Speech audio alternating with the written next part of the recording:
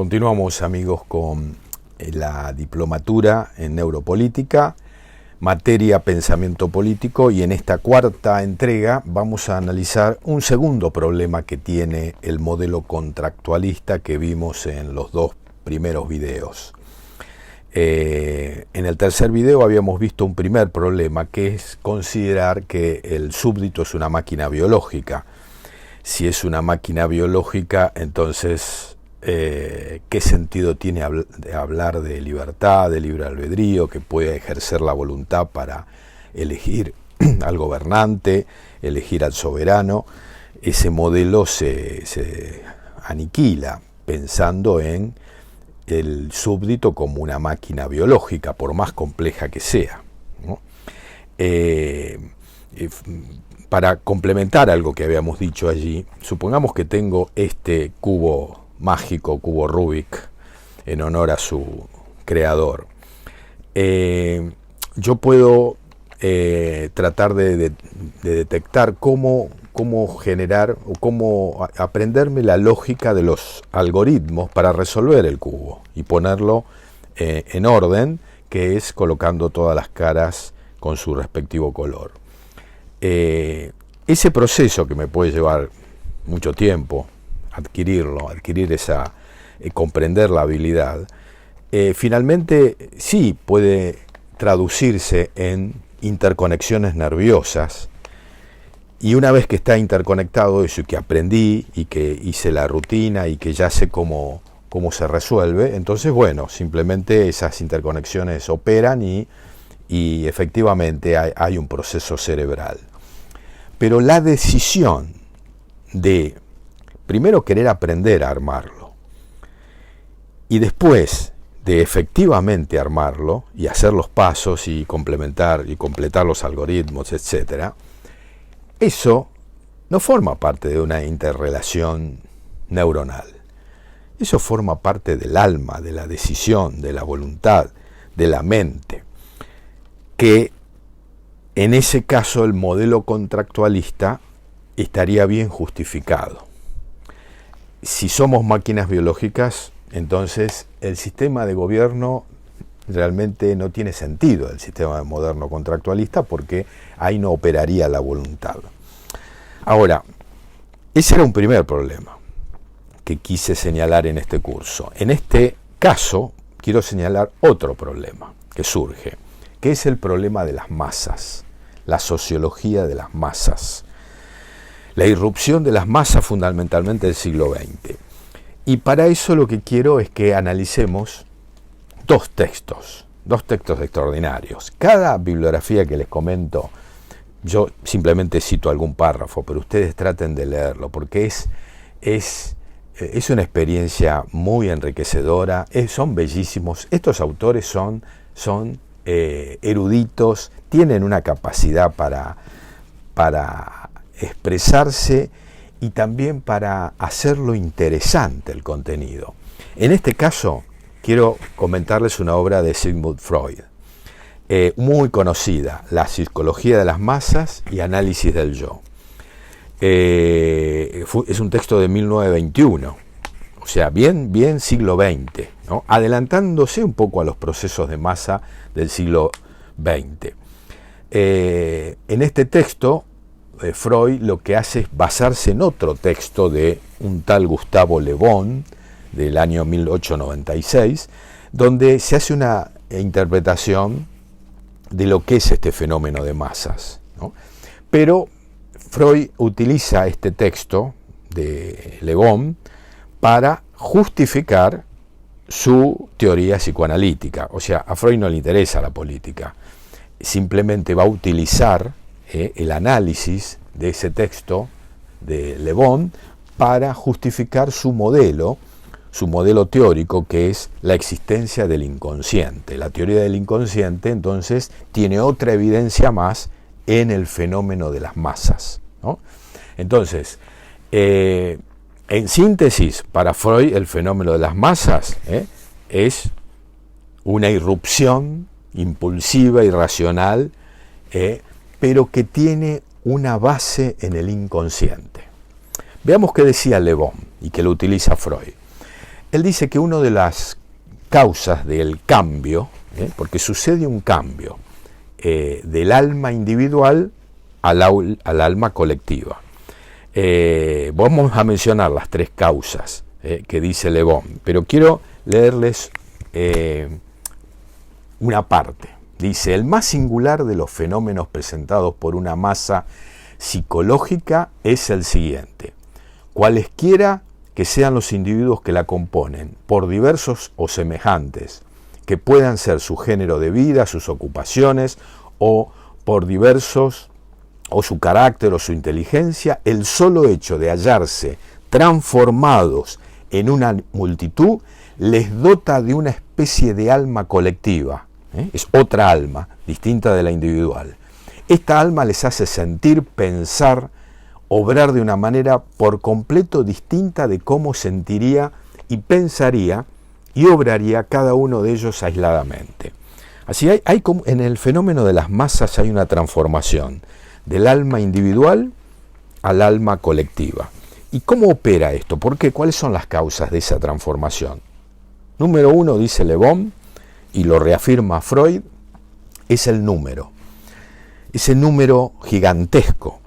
No el número de un grupo familiar, por ejemplo, o el número de los trabajadores de una oficina, o el número del vecindario. No, es un número mucho mayor, que hace que el individuo se vuelva como omnipotente, porque son un montón, ¿no? Eso ya condiciona. Un segundo elemento es un fenómeno que le denominan contagio. Ese contagio, esa efervescencia, esas emociones, esas pasiones, se contagian recíprocamente, se retroalimentan entre sí y hacen que predominen las pasiones por sobre la razón.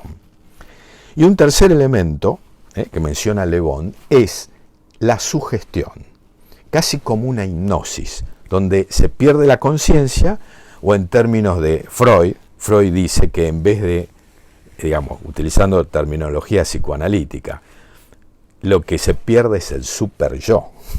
Se corre el super yo, que es el que va a reprimir todas esas pasiones desenfrenadas, y entonces opera libremente todo ese inconsciente, ¿no?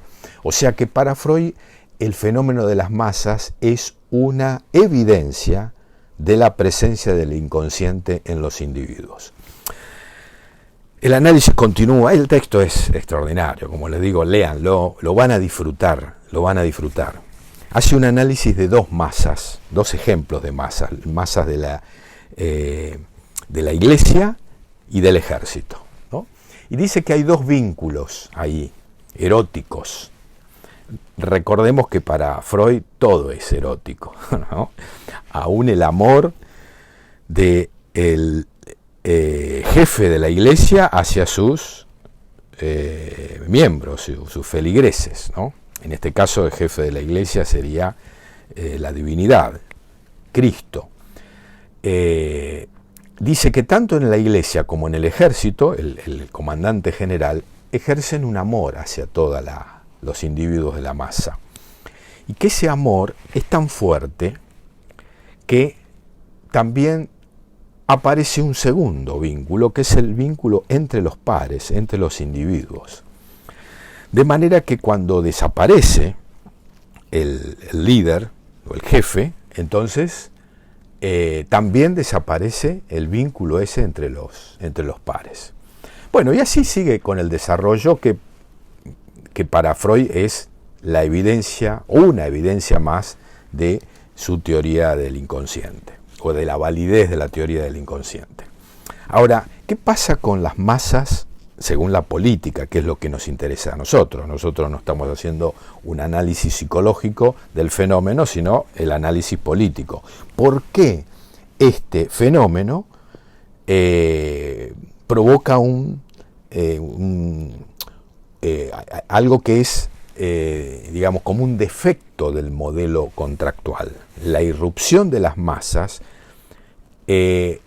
hacen que el modelo contractual tenga algunas fisuras, que no sea tan ideal como lo había propuesto Locke, Rousseau y Hobbes, ¿no?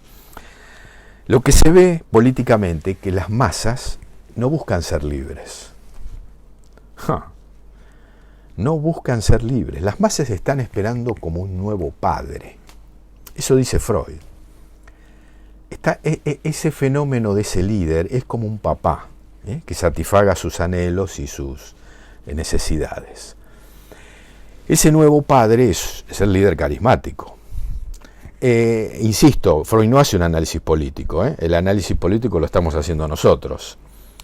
Ese líder carismático que inevitablemente va a aparecer en las sociedades modernas, podría convertirse en un estadista o podría ser un político más populista, demagogo. ¿Y en qué se diferencian? El líder carismático va a tratar de educar a las masas. Por ejemplo, el caso de Mandela en Sudáfrica.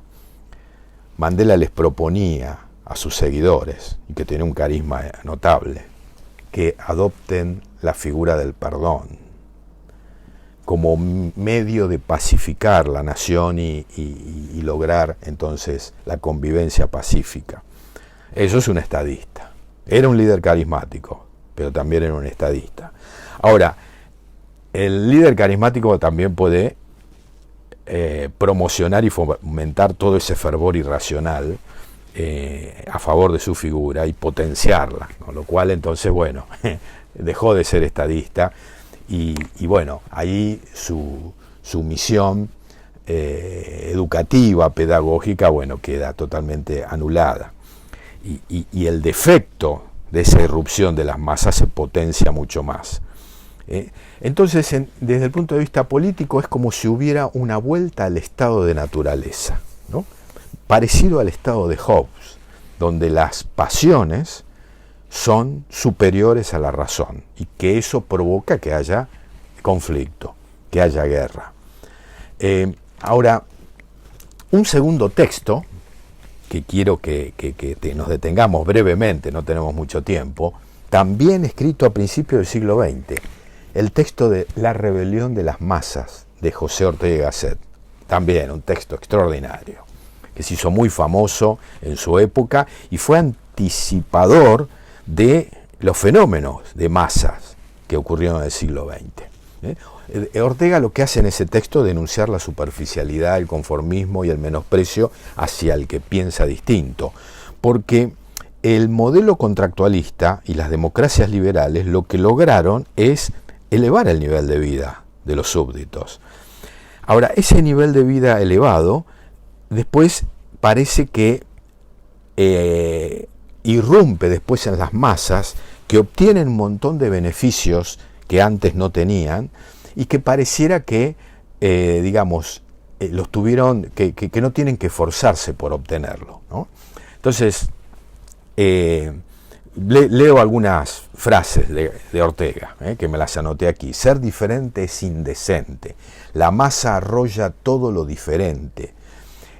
Todo lo que es distinto, lo individual, lo calificado y lo selecto. Quien no sea como todo el mundo, quien no piense como todo el mundo, corre el riesgo de ser eliminado. Otra parte, vivimos bajo el brutal imperio de las masas, porque las masas lo que han hecho es como igualarnos a todos, ¿no? Y tengo acá una parte del texto de Ortega y Gasset. El humanista puede concebir a la élite no como un plano o categoría social, sino como el conjunto de los individuos dispersos que intentan superarse a sí mismos y que en consecuencia son más nobles, más eficientes, como de mejor clase. No importa que sean pobres o ricos, que ocupen altas o bajas posiciones, no importa que sean aclamados o despreciados, son la élite por la clase de individuos que son. El resto, dice Ortega y Gasset, el resto de la población es masa, la cual según esta concepción yace indolente, es en una incómoda mediocridad. Bueno, obviamente es una crítica fuerte. El texto de Ortega y Gasset sí es político, ¿no? Crítica a esta irrupción de las masas porque deterioran ese modelo contractualista que supone la libertad de los individuos eligiendo al soberano, y donde ese soberano no puede avasallar, digamos, al individuo, mucho menos a las minorías, ¿no? Aquí el problema es digamos, la tiranía de las mayorías. Muy bien, prácticamente tenemos que terminar. En la próxima entrega lo que vamos a hacer es analizar la posmodernidad y la política. O sea, vamos a contestar la pregunta: ¿son resistentes las instituciones políticas a la influencia posmoderna? Las ideas posmodernas hoy tienen una vigencia plena. Bueno, ¿cómo operan o afectan a las instituciones políticas derivadas de ese contrato social que hablamos en los primeros videos? Los espero entonces en el video número 5.